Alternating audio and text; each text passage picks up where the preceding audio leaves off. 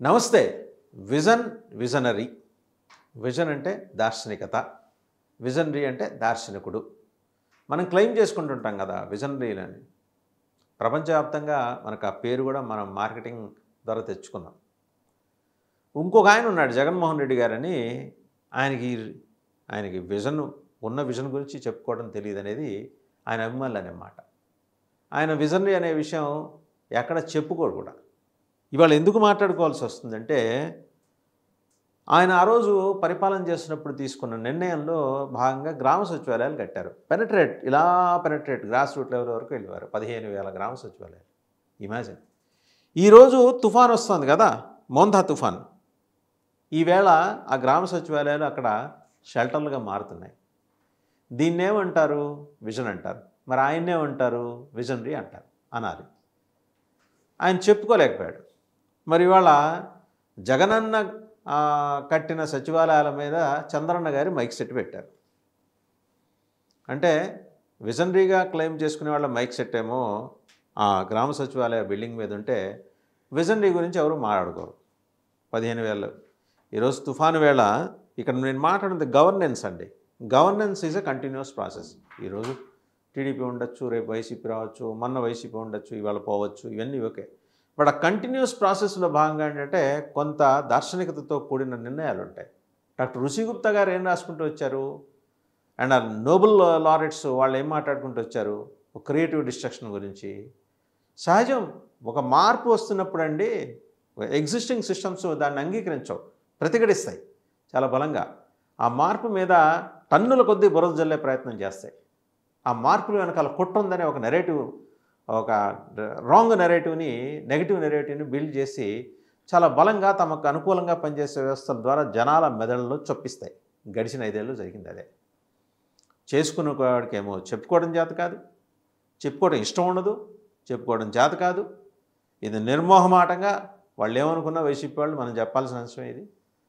ఆ రోజు ఆయన చేపట్టిన కార్యక్రమాల వివరాలని సమర్థవంతంగా జనంలోకి వెళ్ళి చెప్పి ఉంటే ఈరోజు మనం చూస్తున్నాం ఈ దాష్టికాల బాధ ఉండేది కాదు. ఆయన ఏమంటారు, మనకు వాళ్ళు మ్యాండేట్ ఇచ్చారు ఇవి చేయటం కోసమే కదా, ఇవి చేశామని చెప్పి మళ్ళీ మన భుజాలు మనమే చరుచుకోవడం ఏంటంటారు జగన్మోహన్ రెడ్డి గారు. కానీ చరుచుకొని తీరాల్సిన అవసరం ఇప్పుడు కనిపిస్తోంది. ఆ రోజు చేసిన వ్యవస్థల్లో ఇవాళ కనిపిస్తున్నాయి కదా. గ్రామ సచివాలయాల మీద మైక్ సెట్లు పెట్టుకొని ఆ గ్రామ సచివాలయాల్లోకి షెల్టర్లుగా మార్చి తుఫాన్ ప్రాంతాల్లో, మోంతా తుఫాన్ ప్రాంతం తీరం వెంబడి ఎక్కడ మొదలెడితే బాపట్ల మొదలెడితే ఎక్కడ దాకుంది, వైజాగ్ పై దాకుంది. మరి ఈ కట్టిన గ్రామ సచివాలయాల్లో వాళ్ళకి షెల్టర్ దొరుకుతుందిగా. ఇది ముందు చూపు కాదా?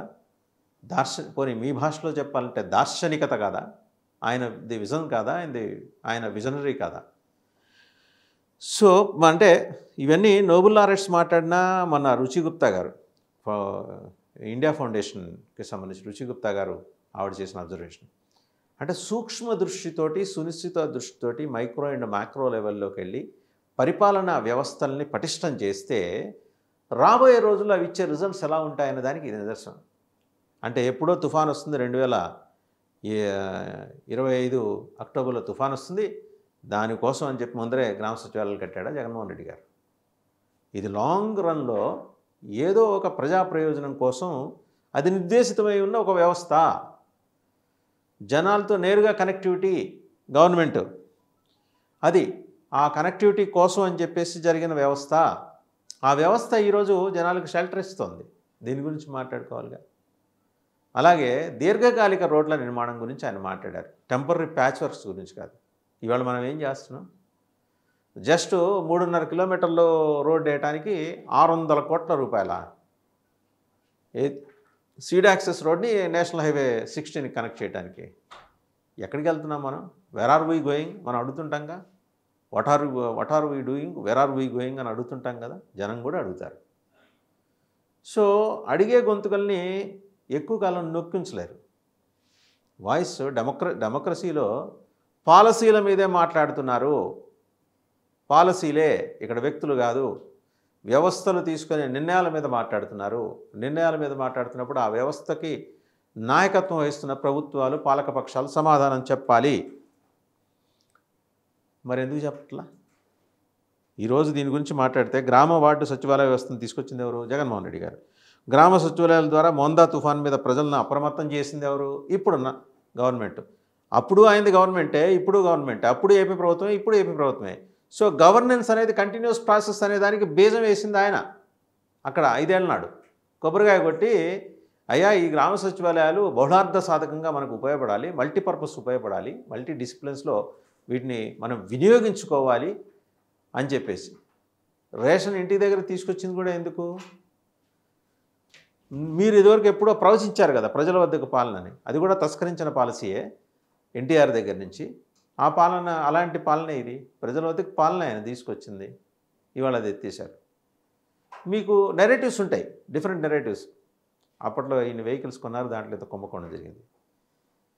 అండ్ ఇంకోటి అసలు ఈ ఈ లిక్కర్, చీప్ లిక్కర్ కానీ లేకపోతే అడల్టరేటెడ్ లిక్కర్, కల్తీ లిక్కర్ని కానీ అరికట్టడం కోసం అని చెప్పేసి ప్రభుత్వ ఆధ్వర్యంలో షాపులు నిర్వహిస్తే దానికి ఏమన్నారు? కార్డుల ద్వారా స్వైపింగ్ ఎందుకు చేయట్లేదు, ఈ డబ్బులు నొక్కేశారన్నారు. సరే ఇప్పుడు విచ్చలవిడిగా బెల్ట్ షాపులు అక్రాస్ ద స్టేట్ 70,000 బెల్ట్ షాపులు ఉన్నాయి. మొన్నటికి మొన్న కన్నూరు దగ్గర, టేకూరు దగ్గర జరిగిన ప్రమాదం ఏంటి?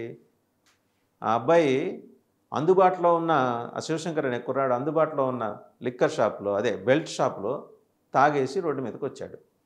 పెట్రోల్ బంక్ దగ్గరికి వచ్చాడు. ఆ విజువల్స్, ఆ పెట్రోల్ బంక్లో యజమాని, మేనేజర్ ఎవరు ఆయన మాట్లాడింది, అబ్బాయి తాగి వచ్చాడు, జాగ్రత్తగా వెళ్ళండి అని మా పంపు బాయ్ కూడా చెప్పినా కూడా అబ్బాయి అనకుండా బైక్ ఇట్లాగా సర్రను రివర్స్ చేసుకుని వెళ్ళిపోయాడు. యాక్సిడెంట్, డివైడర్ని కొట్టాడు, యాక్సిడెంట్ అయింది. మరి 2 రోజుల నుంచి బెల్ట్ షాపులు మూసారుగా. మళ్ళీ ఇక్కడ విజన్ గురించి మాట్లాడుకోవాలిగా. లిక్కర్ని డిస్కరేజ్ చేయాలి, లిక్కర్ కన్జంప్షన్ డిస్కరేజ్ చేయాలని ప్రైసెస్ ఎస్కలేట్ చేశారు. వచ్చిన ఆదాయం డైరెక్ట్గా ప్రభుత్వానికి. ఇక్కడేంటి మరి, ఇక్కడ సేల్స్ పెరిగినాయి. నాణ్యమైన మద్యం ఇస్తామని మనం హామీ ఇచ్చాం కదా. నాణ్యమైన మద్యం బదులు ములకలూరు మద్యం ఎట్టా వచ్చేసింది, ఇబ్రహీంపట్నం మద్యం ఎలా వచ్చేసింది? ఈ లిక్కర్ బాటిల్స్ ఏంటి? 47 కోట్ల క్వార్టర్ బాటిల్స్ అంట. అవి ఎక్కడికక్కడికి వెళ్ళిపోయినాయి. ఒకవేళ వైన్స్లో మీ లైసెన్స్ పొందిన వైన్స్లో అమ్మకపోతే మరి ఎక్కడ అమ్ముతున్నారు? అవి ఎక్కడ దొరుకుతున్నాయి? తాగి ఎంతమంది చచ్చిపోయారు? ఆ లెక్కలు చెప్పాలిగా. జగన్మోహన్ రెడ్డి హయాంలో తాగి 30,000 మంది, ఈ పిచ్చి లిక్కర్ తాగి 30,000 మంది చచ్చిపోయారు. మతిస్థిమితం పోయింది, చాలామందికి కళ్ళు పోయినాయి, దృష్టి పోయింది, లివర్లు పోయినాయి, కిడ్నీలు పోయినాయి అన్నారుగా. వాళ్ళ లిస్టు బయట పెట్టండి, ఈ లిస్టు బయట పెట్టండి, పారదర్శకంగా ఉంటుందిగా. విజనరీస్ అని చెప్పుకోవటమే కాదు కదా, చెప్పుకున్నది చేసి చూపించాలి. ఇవాళ ఆయన ముందు చూపుతో కట్టించిన గ్రామ సచివాలయాలు, ఆయననే కాదండి, ఆ మాటకు వస్తే ఏ ముఖ్యమంత్రి ఏ మంచి పని చేసినా మనం ఖచ్చితంగా ఒప్పుకొని తీరాల్సిందే. దామోదరం సంజీవయ్య గారి దగ్గర నుంచి ఈరోజు చంద్రబాబు నాయుడు గారి వరకు, ఉమ్మడి రాష్ట్రం నుంచి విభజిత రాష్ట్రం వరకు ఎవరు మంచి పని చేసినా మనం ఖచ్చితంగా చెప్పుకొని తీరాల్సిందే. ఆ పని చంద్రబాబు గారు చేసినా చెప్పుకొని తీరాల్సిందే. మరి ఆనాడు జగన్మోహన్ రెడ్డి గారు గ్రామ సచివాలయాలు కట్టబట్టి కదా ఇవాళ మీరు మైక్ సెట్లు పెట్టుకొని వాళ్ళకి షెల్టర్ ఇవ్వడానికి, హెచ్చరికలు జారీ చేయడానికి ఒక సందర్భం కుదిరింది. ముందర కల్తీ లిక్కర్ని తరిమేయండి, బెల్ట్ షాపుల్ని మూయించండి, మూయించి గవర్నమెంట్కి మీరమ్మే నాణ్యమైన ఏంటది అంటారు క్వాలిటీ లిక్కర్, అలాగా స్కాన్ చేయడానికి సురక్ష యాప్లు ఇవన్నీ పెట్టారు కదా, వాటి ద్వారా నాణ్యమైన లిక్కరు మాత్రమే విక్రయించి మీరు చెబుతున్న సేల్స్ పెరిగాయి అంటున్నారు కదా, ఆదాయం కూడా చూపించండి, జనం నమ్ముతారు.